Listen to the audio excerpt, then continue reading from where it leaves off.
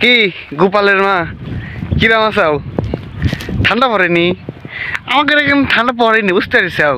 ঠান্ডা মনে করো আমার কোনো মতেই লাগতেছে না। এই খালি গায়ে মনে করো ঘুরে বেড়াচ্ছি।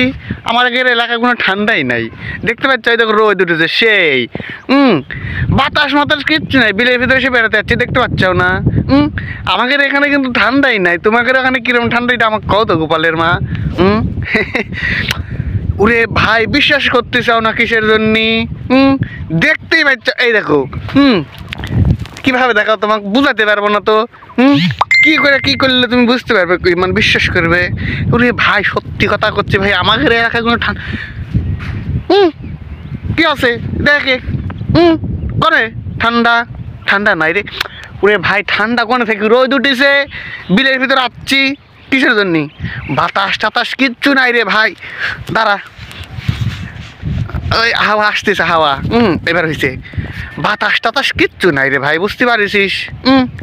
এই মনে করে বিলের ভিতরে আসছে এমনি ঘুরতেই দেখ। পুরা বিল মনে কর রোদে একেবারে খাও খাও করতেছে রোদে। থাকতে পারতেছি না, ওই জন্য ছাতি হিসেবে এটা দিছি।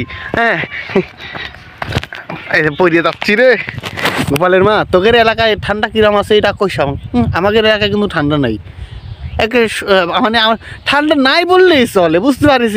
হয়, দেখতে পাচ্ছিস না গায়ে দিনই তো কিছুই। ঠান্ডা নাই রে গোপালের মা, ঠান্ডা নাই। হ্যাঁ, তোদের ঠান্ডা থাকতেই পারে, আমাদের এলাকার নাই ওরকম ঠান্ডা, আমাদের এখনো পড়েনি, বুঝতে পারিস? হ্যাঁ। উহুরি বাবা।